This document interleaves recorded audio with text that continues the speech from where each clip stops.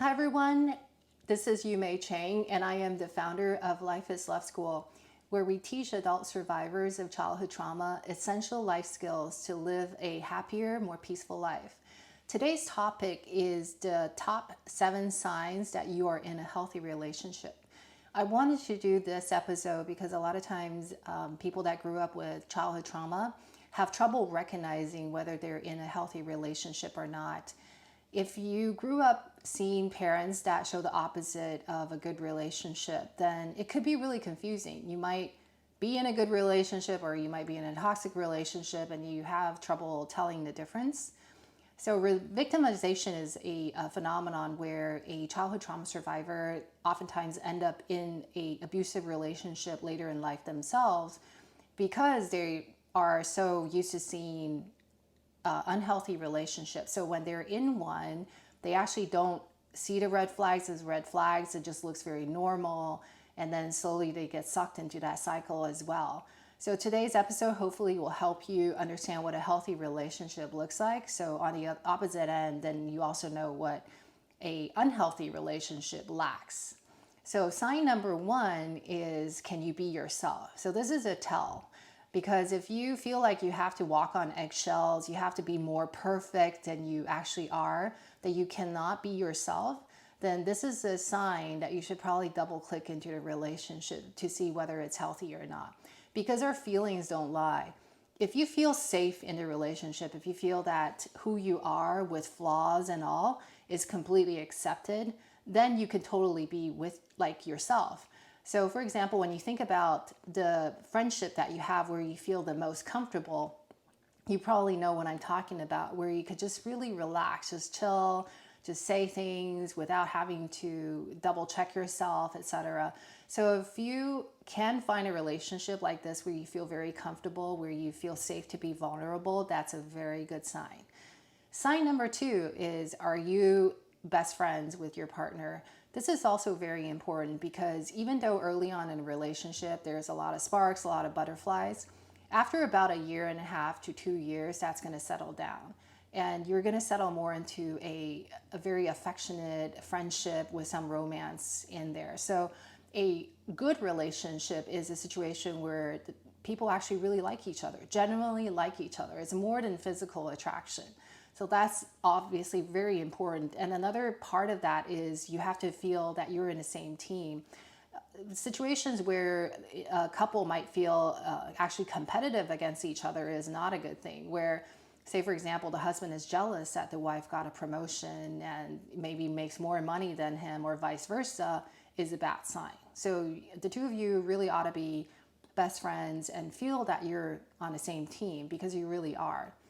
And number 3 is, are you more alike than different? So a lot of times people say, oh yeah, opposites attract. But the reality is the longevity of the relationship actually depends on the two people really sharing the same values. And I'm talking about core fundamental values. For example, if your political views line up, if your views on family lines up, whether you want to have children line up, if you value integrity, honesty, do the both of you walk the walk, right? If only one person does this, the other person has a very different view on these very fundamental things, it's going to create a chasm.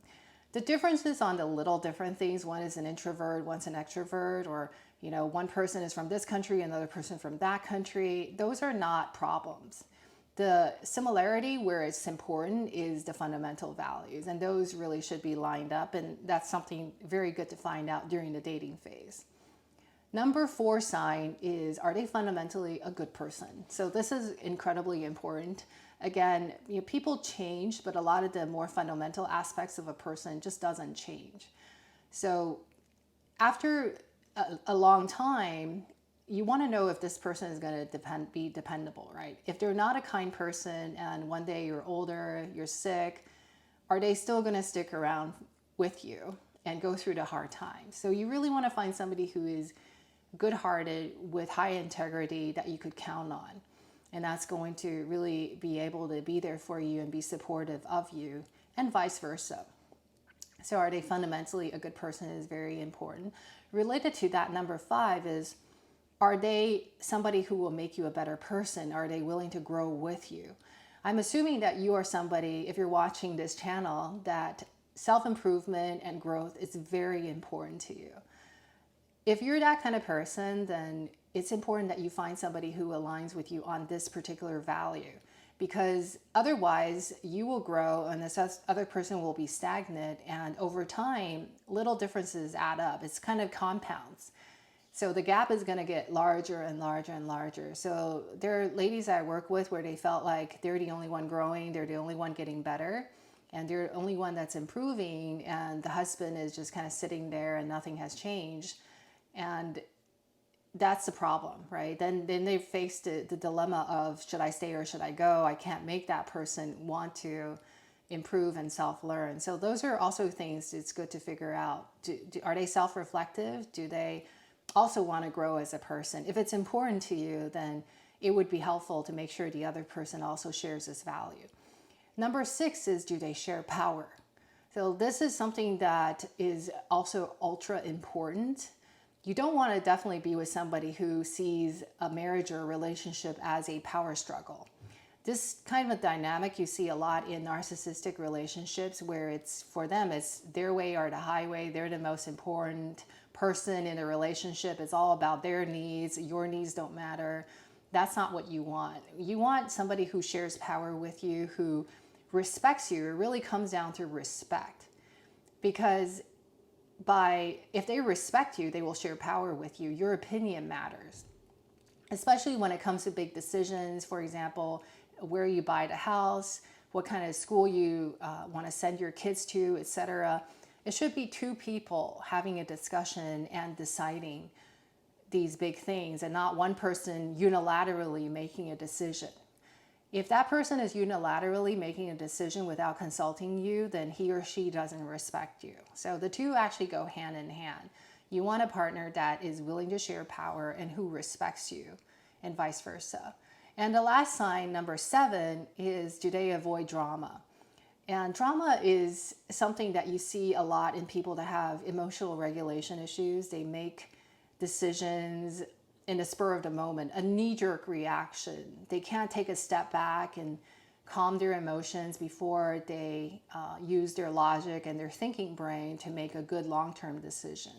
So these people tend to get into trouble, as in maybe drunk driving, maybe addictions, maybe spending money that they shouldn't be spending, not saving, picking fights with people because they were angry and didn't calm down, etc. So you'll see a lot of drama in people that tend to have emotional regulation issues. And if you're dating somebody with a lot of drama, you're going to bring drama into your life as well. And that's pretty draining. So life is always, has its own challenges already. And to the extent you can, you really want to have a partner who's, steady, right? Steady there, that's there to support you instead of adding more challenges to your life. So being with somebody who is drama-free is also going to save you a lot of pain. So those are the 7 signs to look for. I hope you find this helpful. If you like discussions like this, I think you'll also enjoy joining the Life is Love School Women Only coaching group, where we have group discussions on topics like relationship, boundary setting, and all sorts of things that really help in our self-growth. I hope to see you there. And until next time, take care.